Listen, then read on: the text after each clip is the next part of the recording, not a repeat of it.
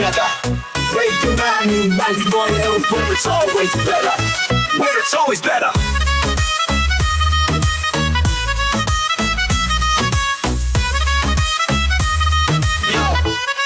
Yo, सुबह का सूरज या शाम का रंग, we bring you joy हर जुबान का धन। Community की बात हम हैं आपके साथ, let's spread the love, चलो मिल के साथ। Tune in, turn up, दिल से बात करो, Radio Manu 92 FM के साथ चलो। Every voice counts, हर लम्हा यहाँ, चलो बात करके देखते हैं, let's all shine on।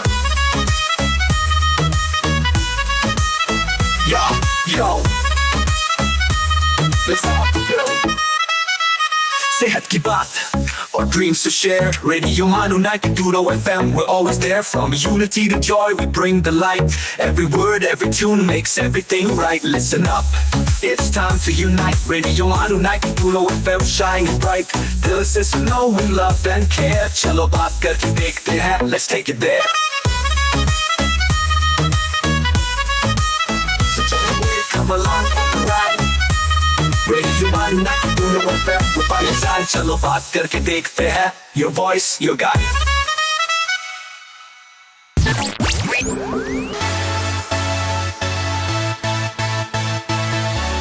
You are listening to Radio Manu 90.0 FM.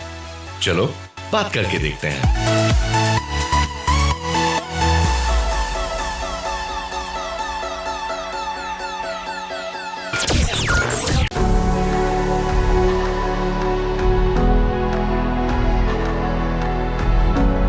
ये है रेडियो मानू 90.0 FM, पेश है द ग्रेट डिस्कवरीज।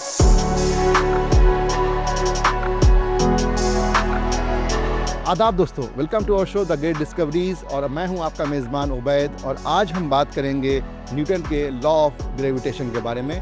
और इस पर बात करने के लिए हमारे साथ स्टूडियो में मौजूद हैं डॉक्टर प्रिया हसन मैडम, आपका हमारे शो में वेलकम है। Thank you. दोस्तों, इससे पहले भी मैम बहुत सारे शो में हमारे साथ मौजूद रही हैं और उन्होंने बहुत सारे इश्यूज़ पर, बहुत सारे जो टॉपिक्स पर हमसे बात किया उन्होंने।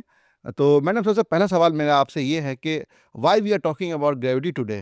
जी, तो ग्रेविटी एक्चुअली एक बहुत इंटरेस्टिंग कॉन्सेप्ट है हाँ, एंड मोस्ट लोग समझते हैं कि चीज़ गिर गई बिकॉज ऑफ ग्रेविटी, ओके, लेकिन हम लोग बेसिकली उसको एक नाम दे रहे हैं ग्रेविटी। लेकिन समझने के लिए ग्रेविटी के बारे में लोगों को कई मिसकंसेप्शंस है जिसके बारे में हम लोग आज बात करेंगे। जी जी, और इसलिए मैंने सोचा कि उसके बारे में बात करना बहुत अहम है क्योंकि इसके कई काउंटर इंट्यूटिव चीज़ें हैं जो अभी बात करेंगे हम लोग। जी जी। अच्छा, ये what is the earliest understanding of gravity? जो शुरुआती दिनों में ग्रेविटी की क्या अंडरस्टैंडिंग थी? जी, तो अर्लीस्ट जो था ग्रीक फिलोसोफर्स का, जिसमें अहम थे अरिस्टोटल और टॉलेमी। इन लोग को आइडिया जो था ग्रेविटी का, उन्होंने कहा कि बेसिकली चीज़ें गिरते हैं। क्वेश्चन ये था कि चीज़ क्यों गिरती है, तो उनका ये था कि चीज़ गिरती है because they basically seek there natural place, okay, उनकी नेचुरल जगह। और उन्होंने कहा कि अर्थ जो है, ज़मीन, एक कॉन्सेंट्रिक स्फीयर है और इसके अराउंड क्या है, आपके पास स्फीयर है, उसके अराउंड आपके पास हवा है, उसके ऊपर आपके पास आग है, राइट। ये सब कंपोनेंट्स है, एयर, अर्थ, एयर, फायर, वाटर। और ये जब चीज़ों के जो नेचुरल लोकेशंस है बेसिकली वो उनकी ओर जाते हैं। और इसीलिए उनका ये था कि देयरफॉर अर्थ जो है वो पानी में गिरता है, ज़मीन आप कुछ चीज़ डालेंगे, water sinks in the air, flames rise above air. तो हर चीज़ अपनी जो जगह है उसी पे जाती है और इस तरह से वो चलती है।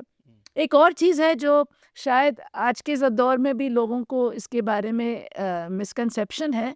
फॉर एग्ज़ाम्पल अगर मैं आपको बताऊंगी कि मैं एक पर को, फॉर एग्ज़ाम्पल एक फेदर को और एक आयरन बॉल को अगर फेंकूंगी और मेरा सवाल ये रहेगा कि क्या दोनों एक साथ गिरेंगे, नहीं, तो आप बोलेंगे, आप ऑलरेडी बोल रहे हैं नहीं, यानी कि क्या चीज़ पहले गिरेंगी? जो हेवी है। हाँ, तो ये एक मिसकंसेप्शन है। मैं बाद में इसके बारे में बात करूंगी कि इन प्रिंसिपल ये एक मिसकंसेप्शन है। लेकिन अरिस्टोटल ने ऑब्वियसली आपने जो कहा वही कहा कि ये जो हैवी चीज़ें हैं ये जल्दी गिरते हैं और जो लाइट चीज़ें ये देर से गिरते हैं। लेकिन एक्चुअली हम लोग बाद में बात करेंगे कि ये एक्चुअली सच्चाई नहीं है। तो ये भी एक मिसकंसेप्शन था जो अरिस्टोटल का था। और लेकिन ये करीब 2000 साल के लिए अरिस्टोटल का जो लेगेसी थी, लोगों को बहुत उसमें विश्वास था और इसीलिए ये बहुत सालों तक यही चलते गया लोगों हम्म। का यही आइडिया था ग्रेविटी के बारे में। जी अच्छा अच्छा अच्छा। अच्छा मैम, ये गैलीलियो का इसमें क्या कंट्रीब्यूशन रहा है? जी, तो एक्चुअली गैलीलियो का बहुत इम्पोर्टेंट कंट्रीब्यूशन है बेसिकली वो बात करने में जो मैंने आपको बताया कि अगर आप एक लोहे का गोला फेंकेंगे या एक पर्क फेंकेंगे आपको फॉलिंग में कितना फर्क रहेगा, राइट? तो अरिस्टोटल का कहना था कि ऑब्वियसली भारी चीज़ ज़्यादा जल्दी गिरेगी जी। और वो जो पर है वो स्लोली गिरेगा। लेकिन गैलीलियो साहब जो थे इन्होंने इसके बारे में बहुत सारे एक्सपेरिमेंट्स किया। कहा जाता है कि लीनिंग टावर ऑफ पीज़ा से उन्होंने कई चीज़ों को फेंका और टाइम मेजर किया कि कितनी देर में वो गिरता है। जी जी। सिमिलरली उन्होंने इंक्लाइन प्लेन, हम्म। राइट, यानी कि आपके पास इंक्लिनेशन पे कोई चीज़ है और आप देखते हैं कि कितनी देर से चीज़ें गिरते हैं। गिरते हैं। तो ये इंक्लाइन प्लेन के बारे में भी उन्होंने बहुत एक्सपेरिमेंट्स किए देखने के लिए कि कितना जल्दी वो गिरता है। एंड एक्चुअली उन्होंने ये पता किया कि एक्सेलरेशन जो है सेम है। अगर आपका मास भी अलग है, आपके पास भारी गोला है या स्लोली गिरा है, तो एक्सेलरेशन जिसको हम कहते हैं चेंज इन वेलोसिटी, ओके। आपकी जितनी तेजी से वो गिरता है वो एक्सेलरेशन कहते हैं उसको, तो वो एक्सेलरेशन एक्चुअली सेम है इर्रिस्पेक्टिव ऑफ मास, राइट? तो एक्चुअली गैलीलियो ने डायरेक्टली कॉन्ट्रडिक्ट किया अरिस्टोटल की थ्योरी को कि ये भारी चीज़ और हल्की चीज़ एक साथ। उनके पास एक और अच्छा आर्ग्यूमेंट था जो एक्चुअली जिसको हम लोग फिजिक्स में थॉट एक्सपेरिमेंट कहते हैं। तो उनका ये थॉट एक्सपेरिमेंट था ये कि सपोजिंग हमारे पास दो गोले हैं, ओके, ए जो है एक भारी वाला है और बी जो है लाइट गोला है, जी। और हम लोग ने इन दोनों को जोड़ दिया। तो अगर हम लोग ने भारी को इस थिंग से हल्के से जोड़ा तो उसूलन दोनों मिलके और तेजी से गिरना चाहिए क्योंकि जी। आपने भारी गोले को लाइट गोले से जोड़ा। जी जी। सिमिलरली आप उल्टी चीज़ भी कर सकते हैं कि आप लाइट गोले को हैवी गोला जोड़ के उसको भी गिरा सकते हैं। अब आप कहेंगे कि अब ये देर से गिरना चाहिए, राइट? तो इसी को हम लोग बोलते हैं कॉन्ट्रडिक्शन, यानी कि दोनों तरफ से आप बहस कर सकते हैं। तो इसका सही जवाब यही है कि ना तो वो तेज़ी से गिरेगा ना तो वो हल्के से गिरेगा, उससे कोई फ़र्क नहीं पड़ेगा। तो गैलीलियो ने ऐसा थॉट एक्सपेरिमेंट डाल के प्रूव किया कि irrespective of mass of the body acceleration जो है वो सेम होना चाहिए। ओके। और ये गैलीलियो ने एस्टैब्लिश किया जो ऑब्वियसली पसंद नहीं आया लोगों को। और कैप्लर्स का भी मैडम इस फील्ड में काफी कंट्रीब्यूशन है। तो गैलीलियो के ये जो एक्सपेरिमेंट्स थे, केपलर, हम लोग ने हीलियोसेंट्रिक थ्योरी में जी। केपलर के बारे में बात की, बिल्कुल। और केपलर जो है वो स्टडी कर रहे थे कि कैसे मूव हो रहे प्लैनेट्स, ओके। और इसके लिए बहुत सबसे बड़ा कंट्रीब्यूशन था टाइको ब्राहे का। टाइको ब्राहे जो थे एक ऑब्जर्वर थे, ओके, ऑब्जर्व करते थे। जी जी। तो उनके पास एक आइलैंड था कोपेनहेगन के पास, उनके पास बहुत पैसे भी थे, आइलैंड भी था, और उन्होंने इंस्ट्रूमेंट्स, बहुत अच्छे इंस्ट्रूमेंट्स, बहुत एक्यूरेट इंस्ट्रूमेंट्स से उन्होंने एक्चुअली मेजरमेंट्स लिए कि प्लैनेट्स किस तरह से मूव हो रहे हैं, राइट, ऑन द स्काई। इसको बहुत ही एक्यूरेटली से उन्होंने मेजर किया, जी। और यही डेटा को इस्तेमाल किया केपलर ने उनके लॉज ऑफ प्लानिटरी मोशन। तो प्लानिटरी मोशन के लॉज जो थे केपलर के, फर्स्ट वाला था कि प्लैनेट्स एलिप्सिस में जाते हैं जिसमें सन एक फोकस पे है। दूसरा जो बहुत अहम है वो है कि आपका जो पीरियड ऑफ रोटेशन ऐसा है कि planets equal areas in equal times cover करते हैं। तो फॉर एग्जांपल अगर प्लैनेट सूरज के करीब है तो वो ज़्यादा तेज़ी से घूमता है, और दूर है तो वो ज़्यादा स्लोली घूमता है। और ऑब्वियसली ये सेटिस्फाई होता था विथ व्हाट यू से जो ऑब्जर्वेशंस थे टाइको ब्राहे के, राइट। तो पहला वाला लॉ जो मैंने कहा वो था कि प्लैनेट्स जो है एलिप्सिस पे मूव होते हैं, second with the sun at a focus, okay. And दूसरा वाला ये था कि equal areas in equal times. तो ये बेसिकली बताता है कि कभी कभी प्लैनेट्स जो है तेज़ी से मूव होते हैं अगर वो सूरज के करीब है, और वो स्लोली मूव होते हैं सूरज से दूर है। और तीसरा वाला ये था कि आपको जो टाइम पीरियड्स है ये जो है प्रोपोर्शनल है t² to a³, ओके। ए जो है वो सेमी मेजर एक्सिस है, कितना बड़ा ऑर्बिट है। तो आपका जितना बड़ा ऑर्बिट रहेगा प्लैनेट का उतना ज़्यादा आपका टाइम पीरियड रहेगा, ठीक है। तो ये थे केपलर्स के लॉ जो उन्होंने बेसिकली एस्टैब्लिश किए टाइको ब्राहे के ऑब्जर्वेशंस के साथ। तो ये केपलर का उस तरह से बहुत अच्छा डिटेल्ड एक्सप्लेनेशन था, डिस्क्रिप्शन था ऑफ प्लैनेटरी मोशन। जी जी। दोस्तों अभी हम रुकेंगे एक छोटे से ब्रेक के लिए। ब्रेक के बाद फिर हाजिर होते हैं। सुनते रहिए रेडियो मानू 90.0 FM।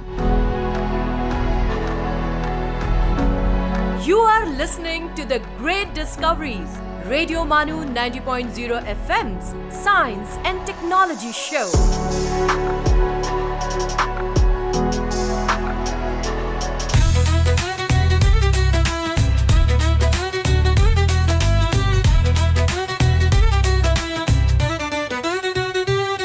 ये है रेडियो मानू, एक community radio station. So join the wave, come along for the ride. Radio Manu 90.0 FM, we're by your side. चलो बात करके देखते हैं. Your voice, your guide.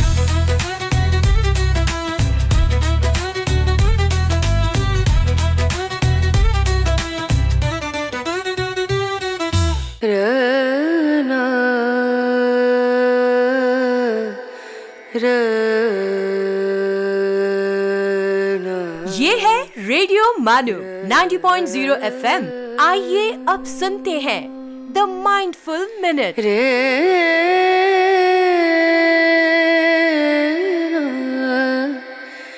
Abigail said, if you want your children to turn out well, spend twice as much time with them and half as much money.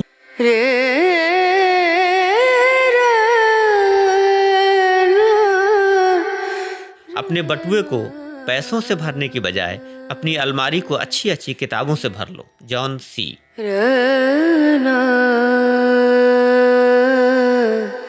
Vinoba Bhave, जिन्होंने धरती के लिए या कह लीजिए भू सत्याग्रह किया था, उन्होंने कहा है, द्वेष बुद्धि को हम द्वेष से नहीं मिटा सकते, प्रेम की शक्ति ही उसे मिटा सकती है।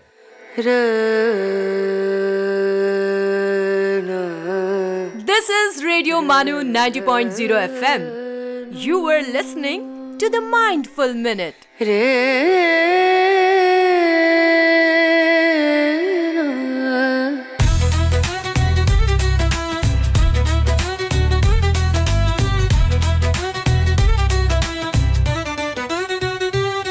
सेल्स, मार्केटिंग और ब्रांड प्रमोशंस के लिए हमसे राब्ता करें radiomanu@manu.edu.in पर। So join the wave, come along for the ride. Radio Manu 90.0 FM, we're by your side. चलो बात करके देखते हैं. Your voice, your guide.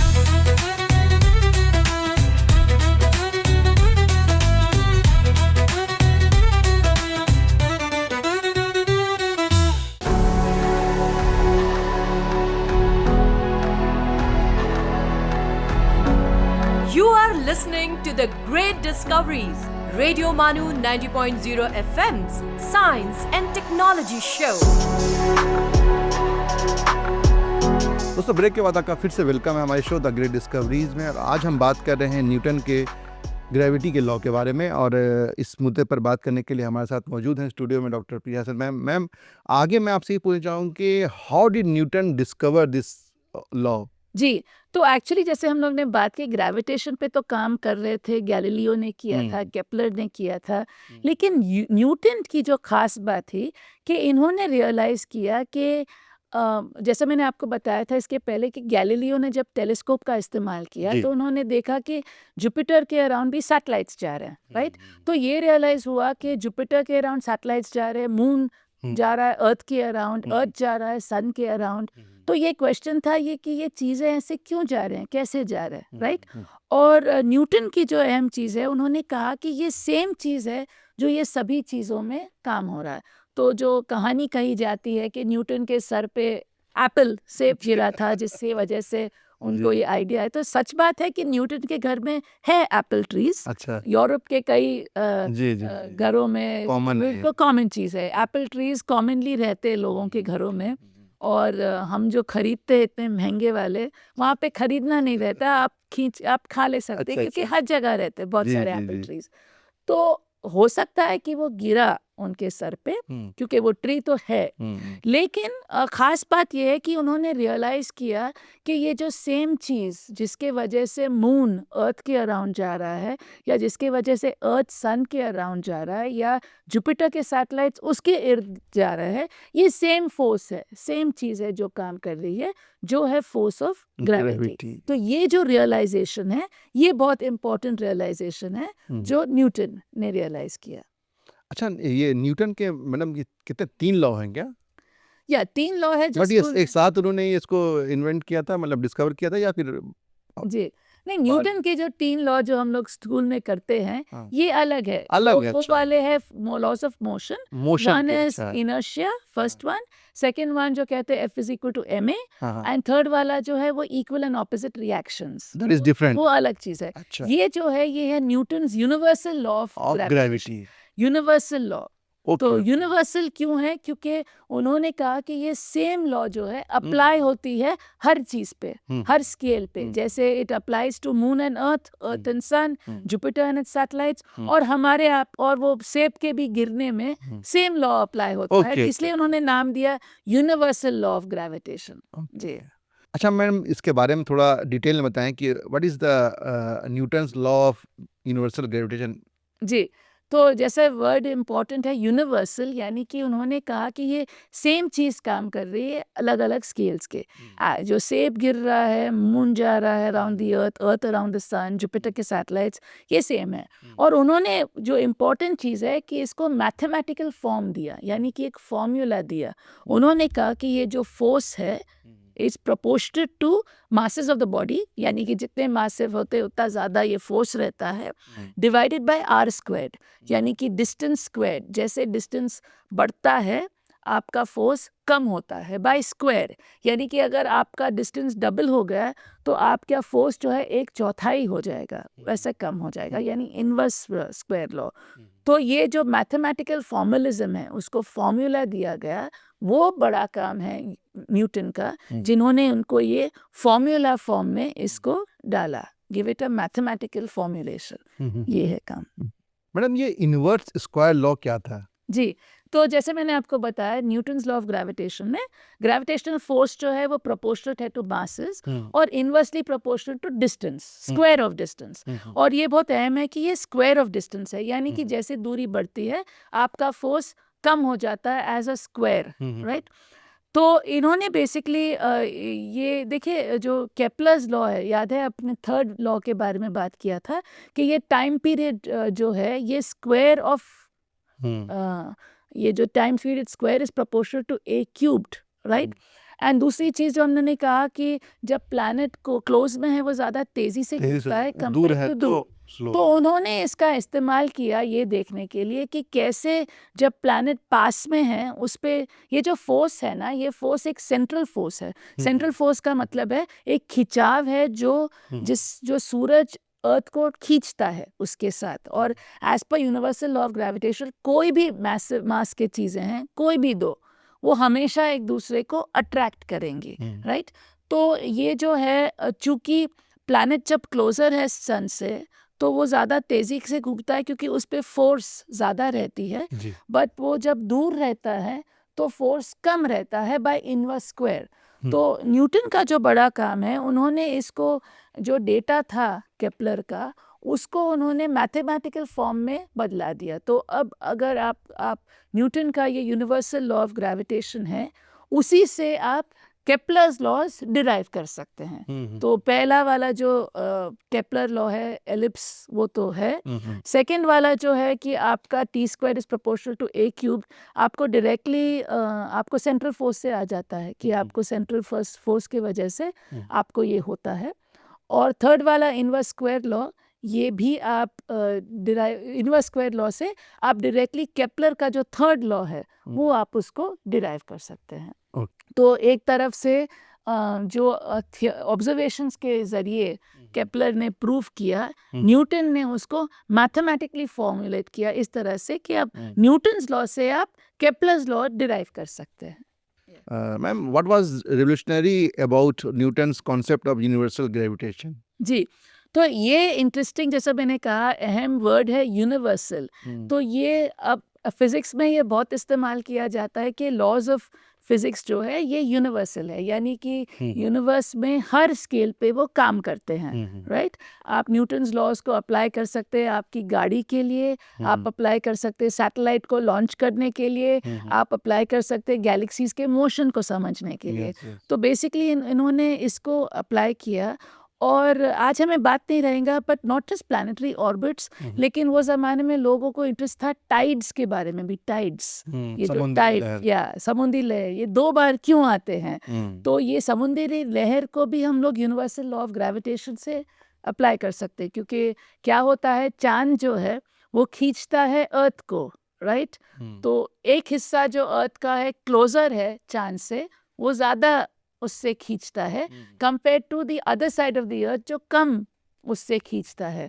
और इसी फर्क, ये जो खिंचाव का जो फर्क है, उसी को तो हम लोग टाइड्स बोलते हैं, क्योंकि एक हिस्सा ज़्यादा खींचे जा रहा है और एक हिस्सा कम खींचे जा रहा है, जिसके वजह से पानी में आपको लहरें आते हैं। तो ये जो लहरों को भी समझने के लिए आप यूनिवर्सल लॉ ऑफ ग्रेविटेशन को इस्तेमाल कर सकते हैं। उसी तरह कॉमेट्स जो रहते धूमकेतु, उनके भी मोशंस को समझने के लिए न्यूटन्स लॉ को अप्लाई किया गया। तो ये एक बहुत यूनिक चीज़ थी कि उन्होंने साबित किया कि किस तरह से ये लॉ हर स्केल पे अप्लाई होती है, आप इसको हर चीज़ में यूज़ कर सकते हैं। जी अच्छा मैडम, क्या Newton discover the gravitational constant? हाँ, तो ये जो हम लोग ने फॉर्मूला किया ना, proportional to m1 m2 by r squared, तो ये कांस्टेंट ऑफ प्रोपोर्शनैलिटी का वैल्यू था g। बट न्यूटन ने जी का वैल्यू नहीं पता किया, उन्होंने बस किया प्रोपोर्शन। ये कई सालों के बाद हेनरी कैवेंडिश ने इसका पता किया। उन्होंने एक बहुत इंटरेस्टिंग एक्सपेरिमेंट किया, कैवेंडिश एक्सपेरिमेंट, जिससे उन्होंने इसको मेजर किया। और कैवेंडिश एक्सपेरिमेंट से एक्चुअली उन्होंने न्यूटन्स लॉ को भी प्रूव किया in terms of actually using 2 masses. उन्होंने 2 मासेस का इस्तेमाल किया और बहुत अच्छी तरह से ये एक्सपेरिमेंट को डिज़ाइन किया, ताकि उसमें वो एक्यूरेसी के साथ उन्होंने प्रूव किया कि ये जो फॉर्मलिज्म था न्यूटन का, ये सही है और जी का वैल्यू क्या है। ओके तो दोस्तों, अभी हम रुकेंगे छोटे से ब्रेक के लिए। ब्रेक के बाद फिर हाजिर होते हैं, तब तक के लिए सुनते रहिए रेडियो मानू 90.0 FM। आप सुन रहे हैं द ग्रेट डिस्कवरीज, रेडियो मानू 90.0 FM का साइंस एंड टेक्नोलॉजी शो।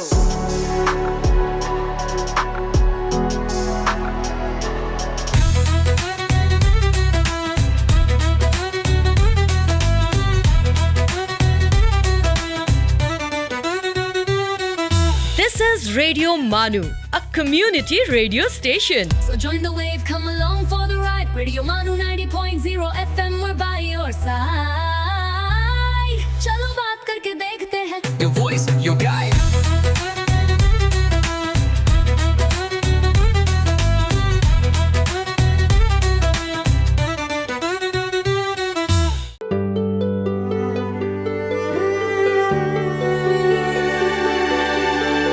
आइए अब सुनते हैं अर्ज किया है।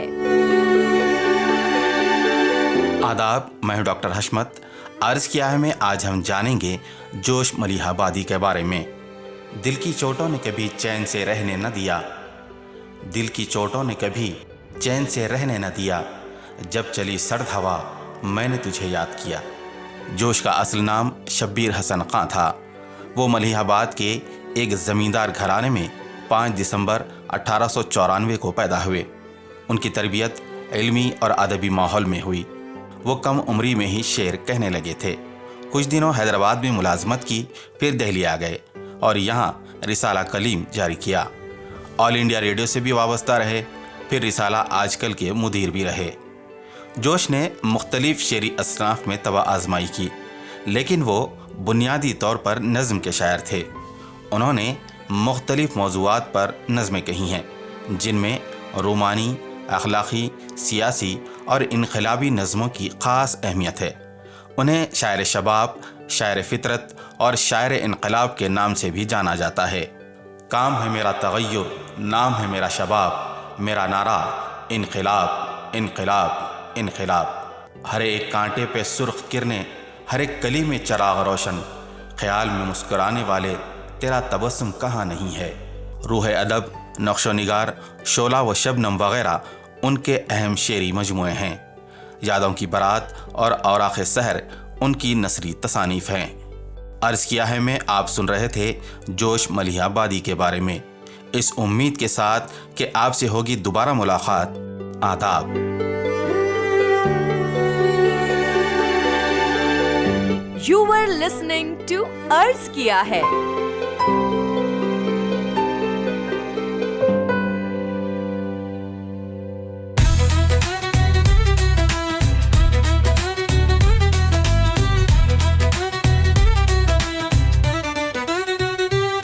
For sales, marketing and brand promotions, write to us on Radio Manu at manu.edu.in. So join the wave, come along for the ride. Radio Manu 90.0 FM, we're by your side. चलो बात करके देखते हैं. Your voice, your guide.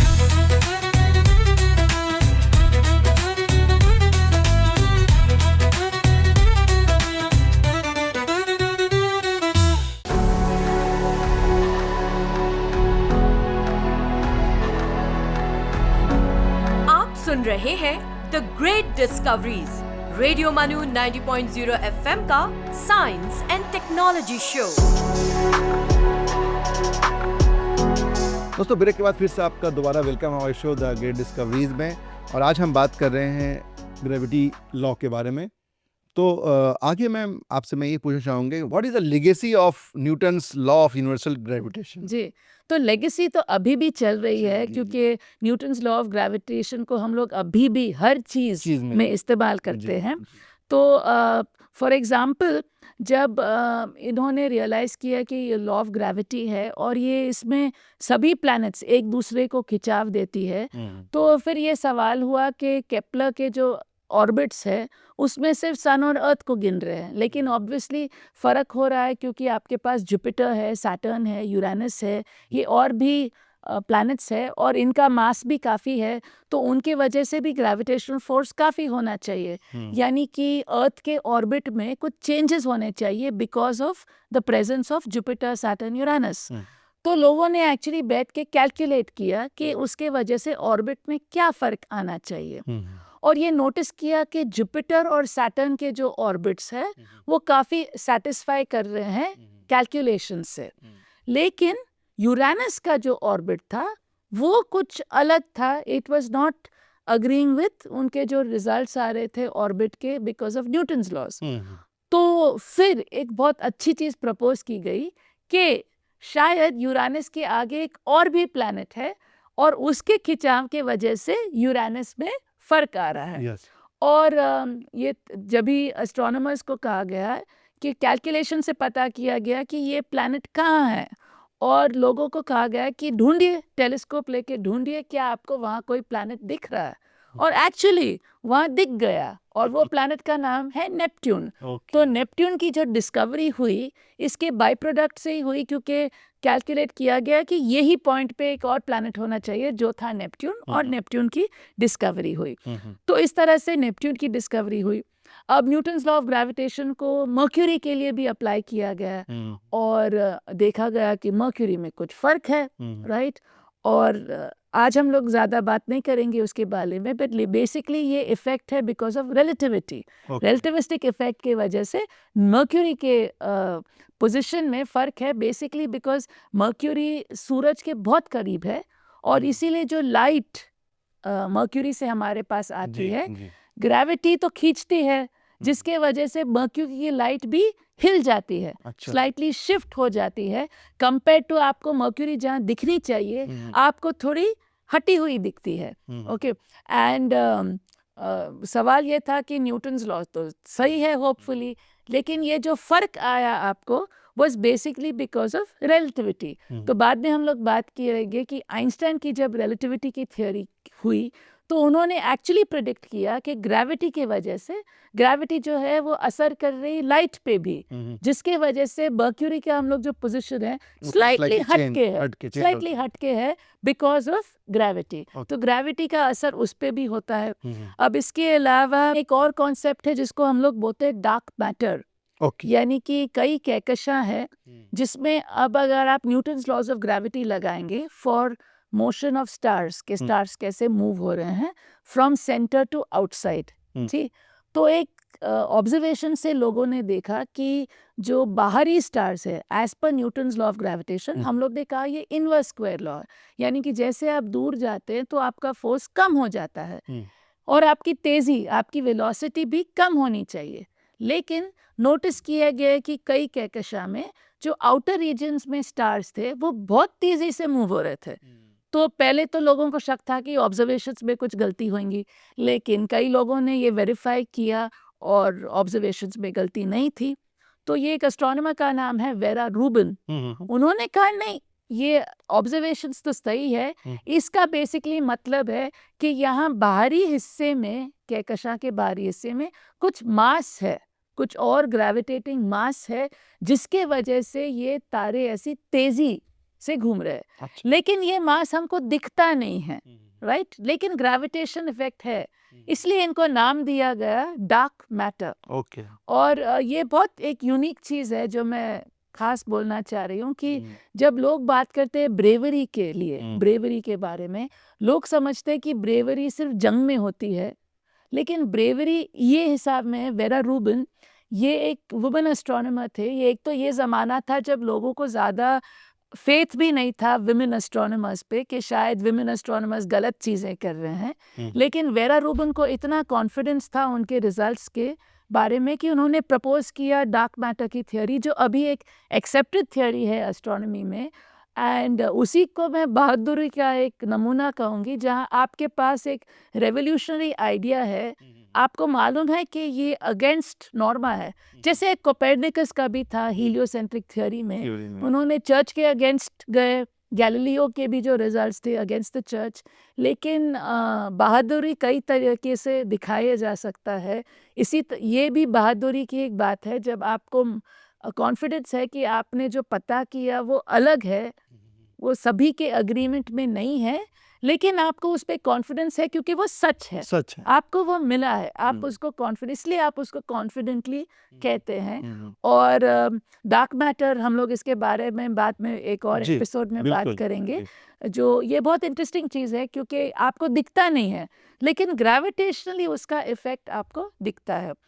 तो Newton's law को उसमें इसमें इस्तेमाल होता है, और सबसे कम सिंपल इस्तेमाल होता है फॉर अ ब्रांच जिसको कहते हैं हम लोग सेलेस्टियल मैकेनिक्स, यानी कि मैकेनिक्स कैसे मूव होते हैं ऑब्जेक्ट्स। और हमारे पूरे जो सैटेलाइट्स जो होते हैं, स्पेस प्रोग्राम्स, सैटेलाइट्स लॉन्च जैसा करते हैं हम लोग, कैसे सैटेलाइट्स को लॉन्च करते हैं, उनके ऑर्बिट्स कैसे कैलकुलेट करते हैं, क्योंकि हम चाहते हैं कि हमारे पास कोई सैटेलाइट है जो कोई की ऑर्बिट में रहे for a certain purpose, right. तो वो पूरा जो कैलकुलेट होता है कि आप कैसे उसको भेजते हैं, कैसे आप उसका ऑर्बिट प्लान करते हैं, अगर आपको कुछ ऑर्बिट चाहिए, उसका बेसिस जो है वो बस न्यूटन्स लॉ ऑफ ग्रेविटेशन है। आप उसी को इस्तेमाल करके आप पूरे कैलकुलेट करते हैं अपने ऑर्बिट्स और सैटेलाइट्स। तो ये पूरी सैटेलाइट स्पेस फिजिक्स जो अप्लाई होता है, ये पूरा न्यूटन्स लॉज के बेसिस पे ही बनता है। तो ये लेगेसी मैं कहूँगी ये अभी भी चल रहा है, क्योंकि अभी भी हमारे इसरो के साइंटिस्ट यही फॉर्मूले अप्लाई करके अपने सैटेलाइट्स को लॉन्च करके उनका प्लानिंग करते हैं। जी जी, बिल्कुल। मैम आगे मैं आपसे ये पूछना चाहूँगी कि what was Einstein's contributions, Albert Einstein? जी, ये बहुत अच्छा सवाल है, क्योंकि ये सब में हम लोग ने बात की कि न्यूटन ने बहुत अच्छी तरह से डिस्क्राइब किया कि ऑर्बिट्स कैसे हैं, क्यों हैं, व्हाटएवर, राइट, ग्रेविटेशनल फोर्स। लेकिन न्यूटन एक्सप्लेन नहीं कर सका कि ये क्यों है, ये फोर्स क्यों पैदा होता है, आखिर ये क्यों है। और ये क्यों का जवाब जो है ये दिया आइंस्टाइन ने। इसीलिए आइंस्टाइन का जो कंट्रीब्यूशन है वो बहुत अहम है, क्योंकि वो आपको जवाब देता है कि आखिर ये ग्रेविटेशनल फोर्स होता क्यों है। तो आइंस्टाइन का जो एक्सप्लेनेशन था कि जिस तरह से अगर आपके पास एक चादर है, अगर आप चादर में कोई एक वजन की चीज डालते हैं तो चादर जो है मुड़ जाएगा, राइट, बीच में आपको कुछ डिप आएगा जिसके वजह से चीजें उसके तरफ गिरते हैं, राइट। तो आइंस्टाइन ने कहा कि जो स्पेस टाइम, जो हमारे पास स्पेस है, वो भी एक चादर के जैसे हैं, और इस वजह से अगर आपके पास एक वजनदार बॉडी है, राइट, तो वो ग्रेविटेशन फोर्स से क्या करता है, ये चादर को टर्न कर देता है। इसीलिए ये आप बच्चे खेलते हैं ट्रैम्पोलिन पे, राइट, जिस पे जंप करते हैं, तो अगर आपके पास ये चादर है जिसपे पास आपके पास ये वजनदार चीज़ है और उसके वजह से चादर जो है टर्न हो जाता है, उसका शेप बदल जाता है, तो उसके करीब जो भी चीज़ आती है वो उसके सेंटर में गिर जाता है, क्योंकि वो चादर जो है पहले फ्लैट था, लेकिन उसके बाद वो मुड़ जाता है, जिसके वजह से वो चीज़ होते है। तो बेसिकली आइंस्टाइन ने कहा कि हर मास, आप, मैं, हम लोग सब स्पेस टाइम को थोड़ा डिस्टॉर्ट कर देते हैं, तो हमारे नेबरहुड में वो थोड़ा ऐसा डिप हो जाता है। तो अगर कोई और चीज़ है जो हमारे जिसका मास कम है, वो ऑब्वियसली ज़्यादा अट्रैक्ट होगा to the more massive object, तो वो ज़्यादा मैसिव ऑब्जेक्ट से दिस थिंग। लेकिन ऑब्वियसली इसमें इनवर्स स्क्वायर लॉ है, तो अगर ये चीज़ हमसे दूर है तो उसका असर कम होगा, बिकॉज 1/r² से जा रहा है। बट इन शॉर्ट हर चीज़ अपने पास के स्पेस टाइप को डिस्टॉर्ट करती है। तो ये था एक्सप्लेनेशन आइंस्टाइन का, जिसको उन्होंने डेवलप किया as the general theory of relativity. इसके बारे में हम लोग किसी और दिन बात करेंगे, बट ये general theory of relativity basically warp करता है स्पेस टाइम को, जिससे हमें ग्रेविटेशनल फोर्स बनता है, और यही था आइंस्टाइन का बड़ा कॉन्ट्रीब्यूशन। ओके। तो thank you so much ma'am, आज के शो में आप आई और इतनी अच्छी जानकारी आज हमारे शो में आपने दिया। Thank you so much. जी वेलकम, थैंक यू। दोस्तों, आज के इस प्रोग्राम में फिलहाल इतना ही। आपसे फिर मुलाकात होती है अगले प्रोग्राम में। तब तक के लिए सुनते रहिए रेडियो मानू 90.0 FM। चलो बात करके देखते हैं। You were listening to the Great Discoveries on Radio Manu 90.0 FM. चलो बात करके देखते हैं।